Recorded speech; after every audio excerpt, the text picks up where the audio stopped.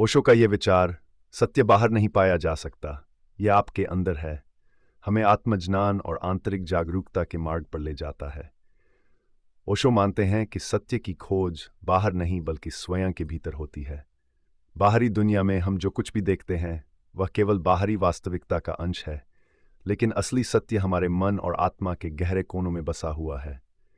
Number 1, सत्य की आंतरिक खोज। ओशो के अनुसार सत्य को खोजने के लिए हमें अपने भीतर की ओर देखना होगा। हमारी आत्मा ही असली सत्य का स्रोत है। लोग अक्सर बाहरी दुनिया में सत्य की तलाश करते हैं, लेकिन ओशो कहते हैं कि जब तक हम अपने भीतर नहीं झांकेंगे तब तक हमें असली सत्य नहीं मिल सकता। नंबर 2, ध्यान और आत्मज्ञान। सत्य को जानने का सबसे अच्छा तरीका ध्यान है। ओशो ध्यान को सत्य की खोज का साधन मानते हैं। ध्यान के माध्यम से हम अपने भीतर की यात्रा कर सकते हैं और अपनी आत्मा के गहरे कोनों में छिपे सत्य को जान सकते हैं। ध्यान हमारे भीतर की जागरूकता को बढ़ाता है, जो हमें आत्मज्ञान की ओर ले जाता है। नंबर 3, बाहरी दुनिया में भ्रम। बाहरी दुनिया में सत्य को खोजना केवल भ्रम है।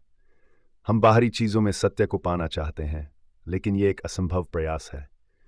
बाहरी दुनिया में हमें केवल अस्थायी सुख या दुख मिलते हैं, लेकिन वास्तविक आनंद और सत्य की अनुभूति हमें अपने भीतर ही मिलती है। नंबर 4, स्वयं को जानना ही सत्य की खोज है। ओशो का मानना है कि स्वयं को जानना ही सत्य को जानना है।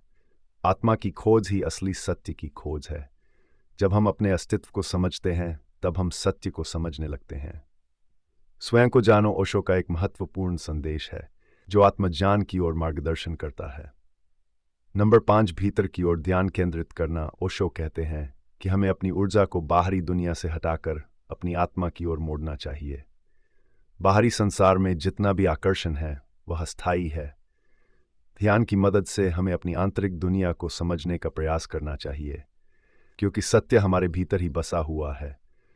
नंबर 6, मन को शांति और संतुलन में रखना। सत्य को पाने के लिए मन को शांति में रखना महत्वपूर्ण है। ओशो कहते हैं कि जब हमारा मन शांत और संतुलित होता है तभी हमें अपने भीतर के सत्य का अनुभव हो सकता है। मन की स्थिरता ही आत्मज्ञान की कुंजी है। नंबर 7, विचारों से परे सत्य की अनुभूति। ओशो के अनुसार विचारों से परे ही सत्य की वास्तविक अनुभूति होती है।